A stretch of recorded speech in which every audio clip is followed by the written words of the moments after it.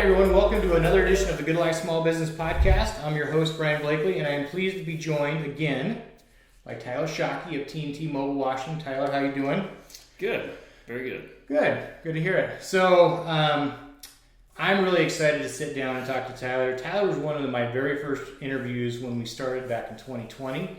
And I've been able to kind of see from a distance just how his business has grown and the changes that he's made. So I'm really excited to get into that. But first, let's kind of take a step back and figure out what books are you reading or listening to right now? Currently not really. Well, I guess I am kind of listening to one. Fix This Next. I started it here, probably a couple years ago. I never did finish it, so I'm diving back into that one. What guy that did Profit First, right? Yep. Okay. Yep. Mike McAllowitz? Yep. Yes, sir. Got it. How about podcasts? What am I listening to right now? I listen to a lot of Andy Frisella. Well, not a lot. I used to listen to a lot more Andy Frisella. More Ed Milet. I like Ed Milet these days. And Tommy Mello. He's a huge name in the garage door industry. And the guy's just a heck of a business owner. And I like listening to him. So very cool. I think go ahead. I was going to say, I do not, I guess, listen to as many podcasts and books as I used to. I got to a point where it was kind of like system overload. Yeah. You can just really consume too much these days, in my opinion. I'm just kind of to the point where I kind of look at where the bottleneck is in the business or where I'm deficient, and then I go read up on that or listen, to a lot of podcasts on that subject and get better at that specific thing rather than just consume. Because I don't know, I just did find myself, you can find yourself wanting to implement too much at one time doing that. But I still listen to podcasts, but not as much as I used to, I guess. Yeah. Well, at some point you got to put it into action. I mean, you can listen and learn, but you got to put it into action at some point. And I think it's cool too. You talk about a guy that's in the garage door industry. I think it's interesting to find all these people that are experts in different industries and to take a step outside of your industry and kind of figure out how someone else has been successful and what they've done, and even kind of trying to make it relate or bring it back to your business. I think that's one of the cool things about podcasts. So definitely, and because there's a lot of different industries, and a lot are kind of in like their infant phase compared to some other industries. Like I know, like Tommy Mello in specific, he really went and looked at the HVAC industry and how they're an old industry. They are advanced. They have all sorts of softwares, and they're just an advanced industry compared to something like us, mobile fleet washing. It's kind of like in its infant phase. We don't have a lot of that stuff. We don't have a lot of industry organization and stuff like that. So. Yeah, very cool. Well, let's get into it, man. Like I said, when we talked, it would have been 3.5 years ago. I think it was October, November of 2020. When we talked back then, I think you were still doing things on your own, maybe had 1 or 2 employees. I can't exactly remember, but not near what you've got right now. So just kind of walk us through how your business has changed in the last 3.5 years. Yeah, it has changed quite a bit. And I think during that first interview, I think I was still by myself. It was maybe just me and Kara. Yeah. Maybe we had a part-time guy at that time. I can't remember for sure, but we have grown the staff quite a bit. I think we got, including me and Kara, about 12 people right now. Okay. We have moved buildings. We purchased a property out here on Coleshoot Road. That's been great. That's been giving us a lot more room, a lot more options. So, but with all that growth, we've had to be more organized, more by the numbers, more. Just more organized overall. So processes and procedures and things like that. Yes, and accountability and holding yourself accountable, and that's probably the hardest part, I would say. Everybody knows I think that is probably the hardest part, is just holding yourself accountable to everything that you want to get done. So how have you changed, or what changes have you made from a marketing standpoint to help grow the business? Well, we've definitely become more consistent, a lot more volume. Probably to the point where we annoy people a little bit, but hey, that's kind of been the plan all along, if I'm being honest. I do feel like some people, when they get into business, they're a little scared to put their name out there, to say what they do.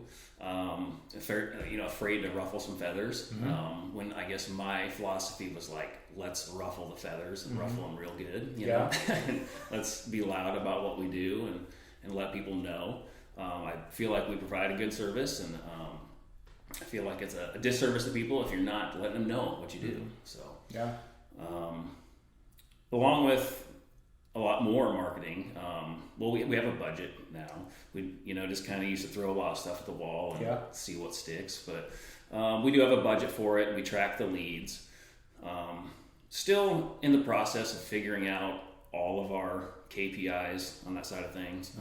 Figuring out exact customer acquisition costs and the important numbers, I guess. But we do track everything. We know where everything comes from, and that's been a big help.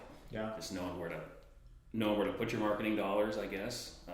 Like I said, you can throw a lot of stuff at the wall and see what sticks, but that's not really the way to go. So. So I see you a lot on social media, on Instagram, Facebook. It seems like those are platforms that are really more to consumer. I'm sure you still get some business from the businesses, because you're really a business to business. You're looking at fleets and different things like that, farmers, those types of things. What other marketing are you doing besides social media? Are you doing mailers? Are you, going and knocking on doors? How are you kind of gaining those leads to the business side of it? Yeah, we're pretty diverse. I mean, we do some emails. I do a lot of just cold calling, just stopping into places, just alerting people what we do, just dropping them off a brochure. A lot of times that'll just get you, right through the door right there. They just go, oh yeah, we have been discussing this or something like that. Nice. So really just, the boots on the ground approach. Also yard signs really, they've helped a lot. People will drive by and see that yard sign and then look across the way and see our truck, and then they're just calling 5 minutes later. So nice. That's been a good one for us. So So cold calling, boots on the ground, that still works. Yes, that's the old trusty and reliable, I guess. Do you get a lot of leads or referrals from social media? Yeah, definitely. Yeah. Yep. Nice. Yep. That's good. Well, like I said, I've seen a lot of your marketing and just kind of how you guys have grown, whether it's before and after. I think your before and after pictures are great.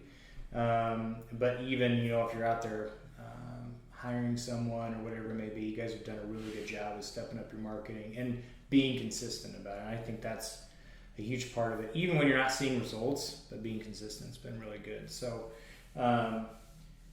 one other question that I've got for you, I'm just kind of sitting here thinking, we were talking before we hit record. I think we're kind of in the same phase of business, so to speak. I'm curious, how has your role in your business changed? I mean, when you started, I'm sure you were doing all the marketing, you were doing all the invoicing, you were doing all the work. How has your role changed in that aspect? How has it changed? Well, are you still going out and doing a lot of the jobs? Are you letting your guys go out and do that? Does that free you up to do more, like you said, cold calling and going into businesses? Have you been able to take a step back, I guess, what I'm asking, from the day-to-day, or is that still something you're really working towards? Yeah, I am not in the field too much anymore. If I'm out in the field, it's usually in a training capacity. Okay. I'm really marketing, sales, knowing the numbers. I do all the interviews, really focusing on building the A team. Mm-hmm. I guess I have been able to step back and kind of focus on the big picture a little bit more. I do get sucked in every once in a while, you got to put out some fires and whatnot. Sure. It's kind of inevitable, but I have been able to step back out of the field, and with that, it's just become, you have to learn how to lead people. It's a lot different business at 2 people compared to 12 people. There's a lot more that goes into it. So. Have you enjoyed that? Like, was it difficult to delegate, besides the training part of it, to send guys out to do a job? Or was that something that you were looking forward to? Oh yeah, I was looking forward to getting off the truck. I will say getting off the truck was the hardest thing I've done to this point. Really? It is. To entrust people to, put out the work that you need to put out. And, but you can, I guess, worry yourself sick just worrying about all the small little things. At some point, I feel like you just got to kind of let go a little bit and let people do their job. Yeah. How long ago was that you really kind of were able to get off the truck? Has it been that long? How long has it been? Really, the last year, I've kind of worked myself off the truck. Okay. Nice. Yeah. Is there something, now that you have a little bit of a different role, is there something that you wish you were better at in this new role? Yes, I would say I just wish I had more experience with my just limited work experience growing up. Farming is 90% of my work experience. I had a short stint at Menards. I worked for a lawn mowing service for about a summer, but outside of that, I worked on the farm, and we did not have any team meetings on the farm. So my first team meeting I ever attended was one that I led. I really just feel like I've had no point of reference on some things in business. Like when I first started out, I didn't realize there was different departments in a business. I didn't realize there was marketing and sales and operations and the office side of things. I just was running around doing everything. I will say, even during that first interview, I have realized this, that our first 5 years in business, I feel like I just was just going to work every day. I didn't know what a business was. I was just making a living. It was all right. In the last few years, I've really looked at what is a business, what's the different sectors of a business, and focus on building an actual business. Yeah. So. Was there something that led to that? It really strikes home for me, just because that's kind of where I'm at right now, where I've really been in the day-to-day a lot, and I'm kind of trying to take a step back from that and separate myself a little bit from that. And I don't know if there was really a revelation for me that kind of led me to that, but that's my question for you. Was there something that happened, or is this something that's just kind of evolved over time where it's like, hey, I can do this for a long time and it'll be okay, but I can grow a business and be better at that. Was there anything that really kind of clicked for you there? Oh, I would say I did hear a guy one time say, what would happen if you stepped out in front of a bus tomorrow? Like, what would happen to your business? What would happen to the people in it? What would happen to your family? So that was just kind of something that hit me, and I wanted to build something that maybe, I don't know, you say it would run without you. So that's just always been in everything I do, in every process I implement, when talking to our staff, I'm always trying to not do that thing again down the road. Right. So yeah, I kind of got off on a tangent there. No, that's good. But yeah. That's a good point. Yeah, I think that, I think it's important, you can get in, someone that is really good, whether it's sales or, someone that is a great cook or a great chef. Maybe they're not built to own their own business. They're not built to own their own restaurant, so to speak. But I think you've got to give yourself that opportunity to figure it out. But it's really training others to learn how to be good, to use their talents and kind of figure that out. And so it's an interesting dynamic to let go of that control and let others have a little bit of freedom. But I think, and probably maybe you've experienced it too, but it's a good experience and rewarding. But you don't get into business thinking that's what it's going to come to. Yeah, definitely. And, I would say we're in just a different landscape these days where there's businesses sell, you know what I mean? But I guess that's always been kind of something too, that I don't want to go to this, all this work throughout my whole life to not have a sellable asset at Sure. the end. I'm trying to build a sellable asset that if I ever did want to make that move and get out of this, that people don't want to buy my job. They want to buy a systemized machine that is profitable and will run for them. Yeah. Yeah, and I think that, if all of the calls come through you, all the problems go through you, all the work's done by you, that's really what someone's doing, is buying a job. But if you got someone who really maybe isn't interested in the mobile washing business, but they want a sustainable business that shows profit, and that, maybe they want to do their own tweaks or whatever it may be, that's a much more, when you sell the business, you're going to get more profit from it, but it's easier to sell too. You're not having to talk people into it. So again, all those things that you figure you'll worry about down the road, but it makes a lot of sense. Yeah. So what are the challenges? You've touched on this a little bit, but and we talked a little bit about it before we hit record, but what are some of the challenges that you face now that you didn't have to worry about 3 years ago? Oh, with all that growth, I would just say there's a lot more responsibility. You're responsible for a lot of people and the livelihoods that they make, or livelihoods that they have, and learning to manage people. It's a skill. It's a skill that you learn. You don't just wake up, or be born with. I mean, maybe some people are, with pure leadership skills, but I was not one blessed with that. Right. So I've had to learn them all pretty quickly. I would say the economy too. It is different than it was, I guess, my first few years. I feel like it is harder to make money these days. Yep. It's just the times we're in. So yeah, it is difficult between bringing on new people. We were talking about too, the supplies that you use, the cost has gone up with those. You've been fortunate enough where you've had to purchase some vehicles and things like that just to make your business run.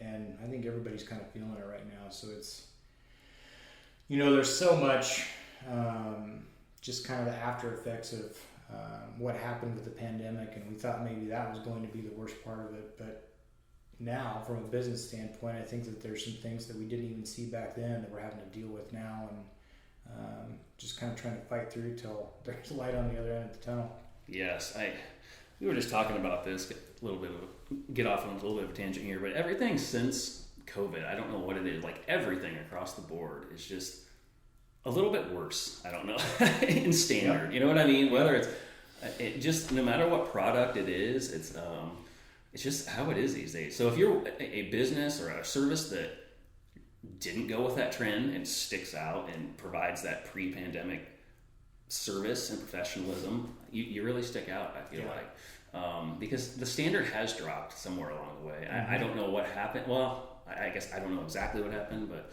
the standard dropped somewhere. So yeah, it's probably hard to nail it down to one thing because so many things changed. Yes.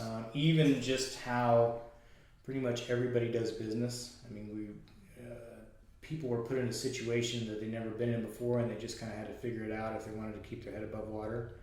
And I think some good came of that, but there's been some other things that have been lacking since. So yeah, I would agree with that. I would agree.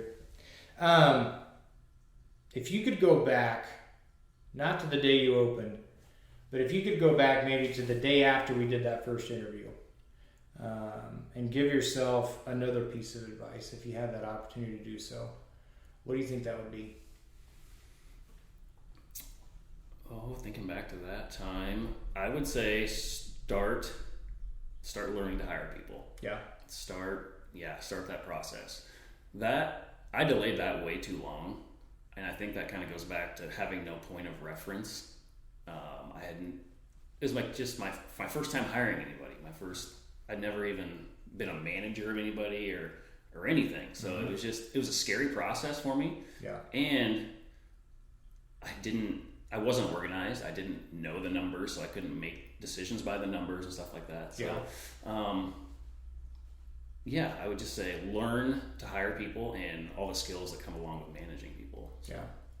So one last question then. For someone who's in that spot maybe right now, where they're at a place where they're looking at things, they're busy enough, maybe there's enough income on the books where they could bring someone on and train them, but they're kind of in the same spot where they don't know how to get started. They're scared about giving up that control. You can delve into as much of your processes or kind of how you go about things, but what are some of the things that you've learned or some of the processes that you've put in place when it comes to hiring people, what you look for, just kind of how all that looks? And again, share what you are comfortable with sharing, but even just some of the basics. Yeah, we do. We are constantly interviewing people. I guess we never stop running job ads. We do interviews every week. We don't hire everybody, obviously, right. But so yeah, we're always taking applications though. Just you never want to be in a position where, I guess I've been in a position where you don't have anybody to work, right, you know, yeah. And that's when you got to go back out there, and it is very frustrating when you get to a certain point and you're trying to run a business and have, you know, be responsible for people's schedules, and you're out there in the field yourself. Mm-hmm. So I never want to be in that position of, what would I call it? You always want to be in like a position of power. You don't want to be in that position of where reactive. Yeah, you don't want to be reactive. Very yeah. good. Yep. Yeah. So very good. That's why we always are doing interviews, just to remain in that position. So. Yeah, that's good. Cool. How can people find out more about you guys?